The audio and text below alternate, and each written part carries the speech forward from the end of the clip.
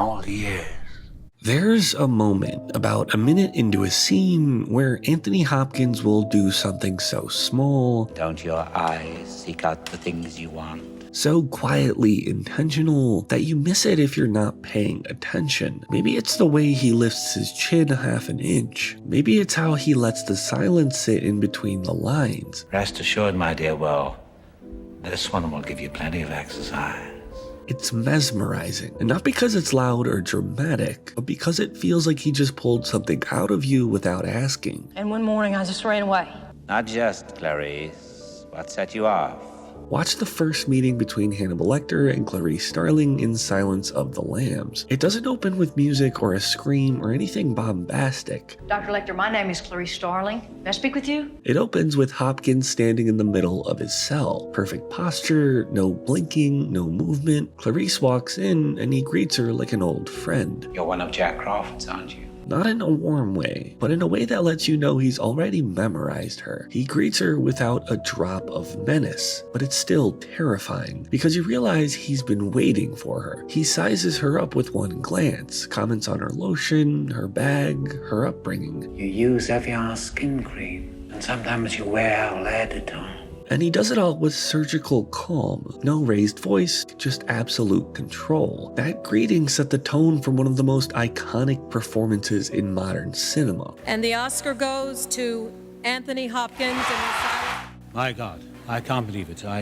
First of all, before I say that, I want to say hello to my mother. Less than 17 minutes of screen time, and he reshaped the blueprint for cinematic evil. Quid pro quo. I tell you things, you tell me things. And you get the feeling that this was always how it was. Well, a couple of times. You've played an older man so convincingly. When I started off in drama in acting school, I was given all these old parts to play, which was wonderful. Hopkins was born in 1937 in Port Talbot, Wales, a working-class steel town. He was an only child, his dad was a baker, and while the other kids were out chasing something, Hopkins stayed in his own head. And I was the source of worry of both my parents when I was a kid because I was so stupid at school, and I couldn't figure out what anyone was talking about. Drawing, playing piano, watching. He didn't thrive in groups, he studied them. My father used to say to my mother, there's something very wrong with this boy. I was very introverted and rather shy, and my father suggested I could join the YMCA. I walked in and asked if I could join. Hated joining anything. Even under Laurence Olivier at the National Theatre, he was never chasing approval. He just wanted to experience raw nerve with no fluff, no theater kid bravado,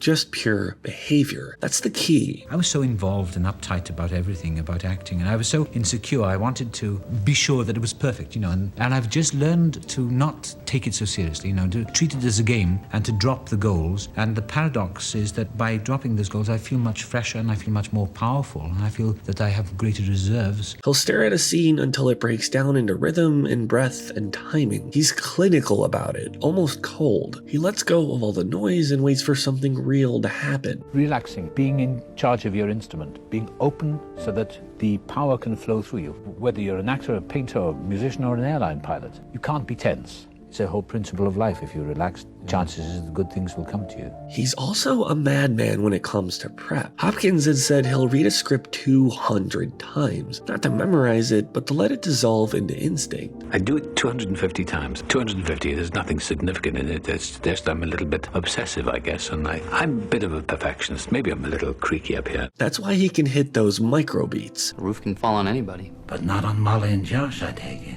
Why every gesture in silence feels loaded. He's not thinking about the lines. He's thinking about what's not being said, what you don't see. Because it's in there somewhere, but as soon as it's over, I discard it and it's gone. People are fascinated by the dark side of life. There's plenty of it around. And in Silence of the Lambs, he turned that danger into a character. I'm offering you a psychological profile of Buffalo Bill. Lecter isn't some snarling maniac. He's the stillest person in the room. Thank you, Barney. The one who doesn't blink, the one who watches you breathe and waits for you to sweat. What did you see, Clarice? What did you see? Hopkins understood that authority doesn't need volume. When Lecter talks to Clarice about her childhood, it's not small talk. It's personal dissection. What is your worst memory of childhood? He probes her like a lab subject, but he does it with warmth. But you could, and you did, didn't you? Yes.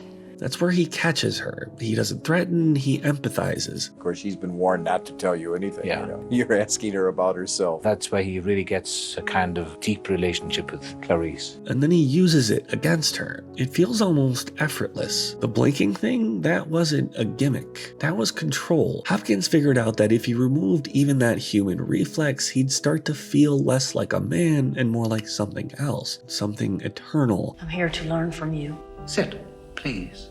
And what drives him isn't madness, it's logic. Lecter seems like someone who's created his own moral universe, a personal code. He doesn't kill randomly, he kills the rude and the vulgar, the tasteless. You answer me now, or by God, you'll never leave this cell. He's a snob, a cultural elitist who just so happens to eat people. What is this divine-looking amuse-bouche? If I tell you, I'm afraid you won't even try it. Hopkins leans into that. Lecter doesn't think he's evil, he thinks he's evolved. That worldview seeps into every word. He talks like a philosopher, quotes Marcus Aurelius, critiques government bureaucracy, analyzes trauma like he's building a case study. We begin by coveting what we see every day. Don't you feel eyes moving over your body, Clarice?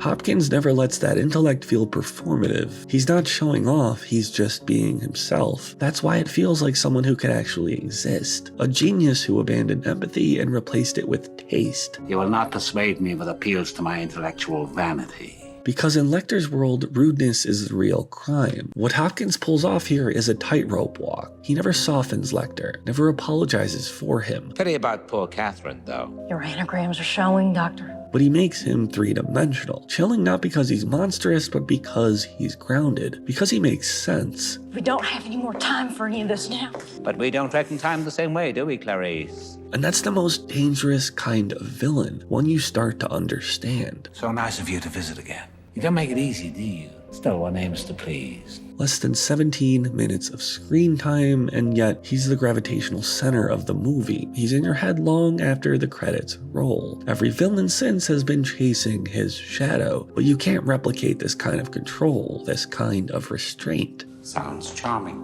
And the world never looked at screen villains the same after that. Studios started chasing that same cold charisma. Writers started giving their villains philosophy, restraint, and wit. But most of them missed the point. It wasn't the lines that made him scary, it was the gaze, the pacing, the weight behind the words. Oh, Clarice, your problem is you need to get more fun out of life. Unless you know how to make stillness feel like pressure on the chest, you're not even in the same league. But there's something deeper underneath all of this. What Hopkins did wasn't just invent a villain, he exposed something about audiences, about how we respond to confidence, how we mistake calm for wisdom. I know they will never ever let me out while I'm alive. Lecter is terrifying because he feels right, because his logic feels cleaner than the system around him. Hopkins understood that unnerving truth. Sometimes the devil doesn't have to scream. He just has to sound more put together than everyone else in the room. Well, I've read the case files, have you? Everything you need to find him is right there in those pages. And if you zoom out even more, the performance becomes a critique of institutions. Lecter is locked in a cell, muzzled, restrained, yet the people in power are the ones unraveling. The men running the asylum are weak, impulsive, and arrogant. Clarice is the only one who listens, who doesn't posture. You were doing fine. You had been courteous and receptive to courtesy. That's why she survives. He takes the established order and peels it back until we see the rot underneath. He's chasing something quieter and more dangerous. The idea that true power doesn't need to announce itself. It's all in the silence, the stillness, in the exactness and precision. That's what he mastered, and that's why no one's touched that performance since.